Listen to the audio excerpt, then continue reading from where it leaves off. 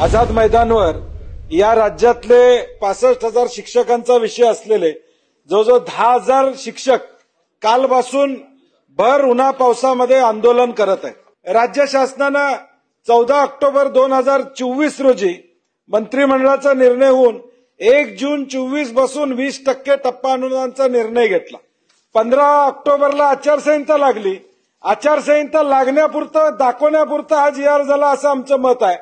कारण की त्यानंतर आज 9 महिने झाले सभापती महोदय, राज्य शासनाचा जी.आर. निघतोय परंतु अंमलबजावणी होत नाही।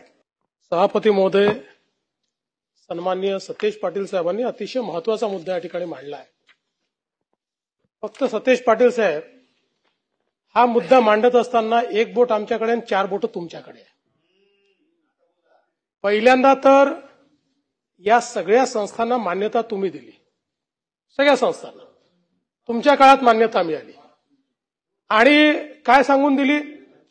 हे सांगून दिली की कायम विना अनुदानित। त्याच्यानंतर त्याचा कायम शब्द तुम्हीच काढला। काढल्यानंतर एक नवा पैसा तुम्ही दिला नाही, एक नवा पैसा, एक टप्पा देखील तुम्ही दिला नाही। याचा पहिला टप्पा देखील, हा पहिला टप्पा देखील मी ज्यावेळेस आम्ही मुख्यमंत्री होतो त्यावेळेस आम्ही तो दिला। दुसरा टप्पाही आम्ही दिला 40%चा।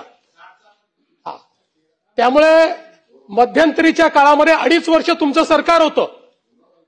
त्या सरकारच्या काळामध्ये फुटकी कवडी तुम्ही दिली नाही यांना, फुटकी कवडी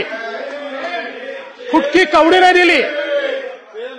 आणि त्याच्यानंतर पुन्हा आमचं सरकार आल्यावर आम्ही निर्णय घेतलाय, खरं आहे की आम्हाला ते पैसे द्यायला उशीर झालाय, हे मान्यच आहे, पण निर्णय आम्ही घेतला। 2.5 वर्षात तुम्ही फुटकी कवडी दिली नाही। त्यानंतर शिंदे साहेबांच्या सरकारमध्ये आम्ही निर्णय केला आणि आम्ही ते पैसे देणार आहोत। त्याकरता आमचं कमिटमेंट आहे। त्यात काही अडचणी आमच्या आहेत, जरूर त्यांना आम्ही आज बोलू।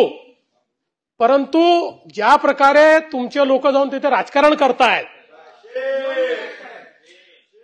हे जे राजकारण चाललेलं आहे, माझा सवाल आहे की ज्या ज्यावेळी तुम्हाला संधी मिळाली एकदाही एक फुटकी कवडी तुम्ही दिलेली नाही या संदर्भात, आणि आता जाऊन राजकारण करता।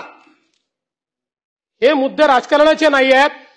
या मुद्द्यांवर सरकार सकारात्मक आहे, सरकार योग्य निर्णय घेईल, सरकार चर्चा देखील करेल।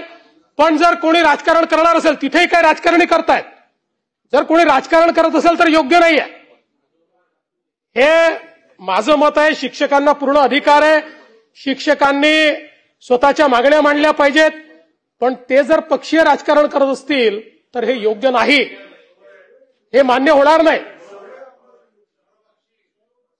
काय चाललं मला रोज, मी गृहमंत्री आहे ना, मला समजतं ना, ते दिसतं।